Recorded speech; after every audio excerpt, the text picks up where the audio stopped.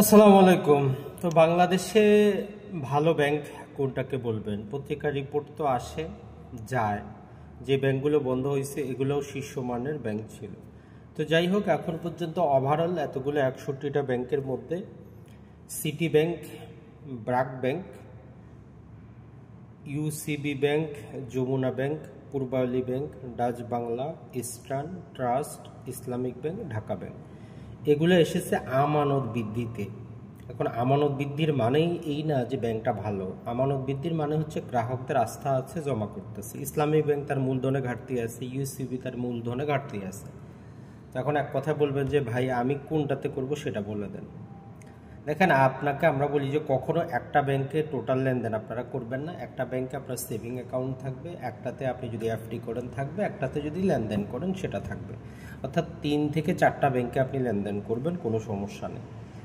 এখন আমরা বলে দিতে পারি এইখানে যে কয়েকটা আছে এখান থেকে আপনি যদি বাছাই করেন, সিটি ব্যাংকটা আপনি নিতে পারেন, ব্র্যাক ব্যাংক আপনি নিতে পারেন, যমুনা ব্যাংক নিতে পারেন, পূর্বালী ব্যাংক নিতে পারেন, ডাচ বাংলা আপনি নিতে পারেন, ইস্টার্ন নিতে পারেন, ট্রাস্ট ব্যাংক নিতে পারেন, ঢাকা ব্যাংক নিতে পারেন। ইসলামিক ব্যাংকটা, এখন ইসলামিক ব্যাংকটা সমস্যা যেটা সেটা হচ্ছে যে এটা আস্থার উপর চলতেছে, তবে আরেকটু অপেক্ষা করে তারপরে বড় অঙ্কের লেনদেন করতে চাইলে করতে পারেন। অর্থাৎ এইখানে যে কয়েকটা ব্যাংক আছে, ইউসিবি এবং ইসলামিক ব্যাংক, এই দুটা বাদ দিয়ে বাকি ব্যাংকগুলো ওভারঅল গত যদি আমরা 10 বছরে দেখি এরা আছে, মানে টিকে আছে। তো এই জন্য অন্যান্য ব্যাংকে অ্যাকাউন্ট করে টাকা জমা রাখে, এফডি রেখে লাভের আশায় প্রতারিত হবেন না। আর ব্যাংকে টাকা জমা রাখা বন্ধ, শেয়ার বাজারে টাকা বিনিয়োগ করবেন।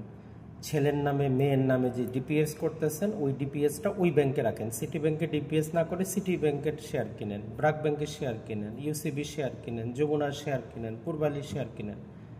প্রতি মাসে সন্তানকে প্রয়োজনে 10টা 20টা করে শেয়ার উপহার দেন, 100টা শেয়ার উপহার দেন।